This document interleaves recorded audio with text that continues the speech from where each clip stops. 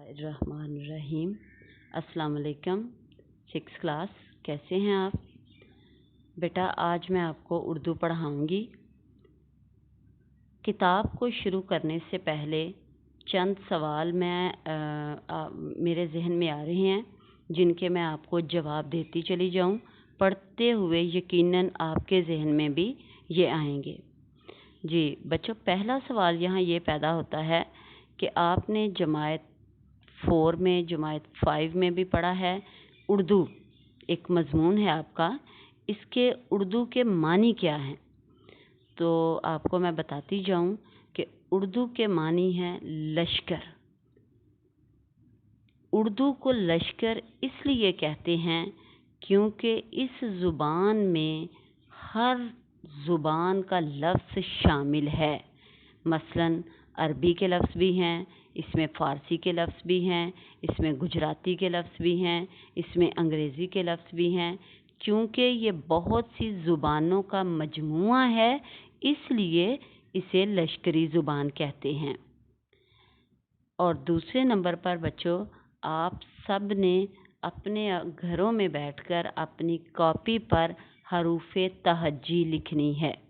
हरूफ़े तहज्जी कहते हैं अलिफ, बा, पा, ता अलग अलग लिखने को हरूफ़े तहज्जी कहते हैं। हरूफ़े तहज्जी की तादाद मुख्तलिफ बताई गई है। इसकी तादाद जो है 37 अल्फाज पर भी ये मुश्तमिल है, और इसमें फिर मज़ीद इजाफ़ा हुआ लफ्ज़ों का, वो 42 अल्फाज हो गए। फिर इसमें 2 चश्मे हे वाले अल्फाज भी शामिल कर दिए गए, और इनकी तादाद 56 यानी 56 हो गई।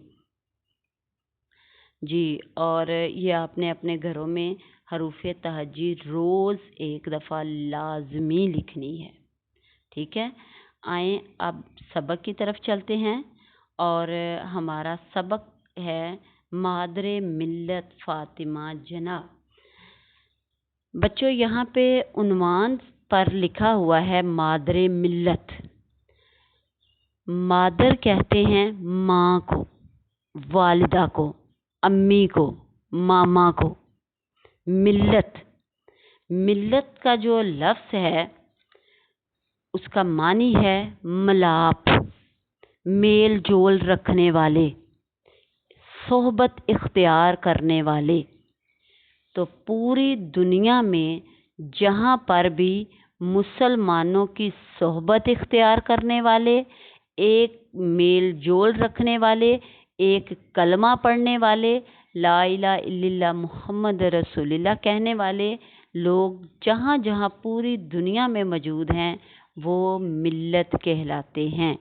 तो फ़ातिमा जना, जो कि कायदे आज़म मोहम्मद अली जिन्ना की छोटी बहन थी, और उनका ये लक़ब है मादरे मिल्लत, यानी मिल्लत की माँ। और लक़ब किसे कहते हैं, यहाँ पर मैं आपको इसकी भी वजाहत करती चली जाऊँ। बेटा, लक़ब वो नाम जो कौम किसी खूबी की बिना पर आपको अनायत करती है, आपको अता करती है, वो लफ्ज़ लक़ब कहलाता है। तो मादरे मिल्लत फ़ातिमा जना का लक़ब है। जी बच्चों, यहाँ पर अपनी किताब पर आप देखें कि चंद अल्फाज उन्होंने दिए हुए हैं ऊपर। वो ख़ास अल्फाज हैं, उनको हम मुश्किल अल्फाज भी कह सकते हैं। सबसे पहले मैं आपको ये अल्फाज पढ़ाऊँगी, फिर हम इसके बाद आगे चलेंगे। जी, पहला लफ्ज़ है मोतमद। मीम के ऊपर पेश है मोतमद। एतमाद किया गया, जिस पर भरोसा किया जा सके, उसे कहते हैं मोतमद। दूसरा लफ्ज़ है तंजीम। तंजीम कहते हैं किसी जमात को। अगला लफ्ज़ पैरोकार। पैरोकार, जिसकी पैरवी की जाए, पीछे चलने वाले। शर्मिंदा ताबीर, जिसकी कोई ताबीर ना हो। किनारा कश, अलग हो जाना। खैरबाद, छोड़ देना, खुदा हाफिज कह देना। तरवीज, اشاعت کرنا، شائع کرنا، جراحی، جراح کا کام کرنے والا، زخموں کا علاج کرنے والا، آپریشن کرنے والا۔ جی یہ لفظ میں ذرا دوبارہ بولتی ہوں، ذرا آپ نے میرے ساتھ ساتھ ان کو پڑھنا ہے۔ معتمد، تنظیم، پیروکار، شرمندہ تعبیر، کنارہ کش، خیر باد، ترویج، جراحی۔ جی 6 کلاس، اب اس کی میں ریڈنگ کروں گی اور مشکل الفاظ کے معنی بتاتی جاؤں گی۔ یہ آپ نے میرے ساتھ ساتھ ایک دفعہ غور سے سننا ہے اور پھر اس کو پڑھنا ہے۔ محترمہ فاطمہ جناح 31 جولائی 1893 کو کراچی میں پیدا ہوئیں۔ وہ قائد اعظم محمد علی جناح سے قریباً 17 سال چھوٹی تھیں۔ محترمہ فاطمہ جناح ابھی چھوٹی ہی تھیں کہ ان کی والدہ محترمہ کا انتقال ہو گیا کہ وہ وفات پا گئیں۔ 8 برس کی عمر میں باپ کا سایہ بھی سر سے اٹھ گیا۔ باپ کا سایہ سر سے اٹھ جانا محاورہ ہے کہ ان کے والد کی بھی وفات ہو گئی۔ ان دنوں قائد اعظم محمد علی جناح بمبئی میں وکالت کر رہے تھے۔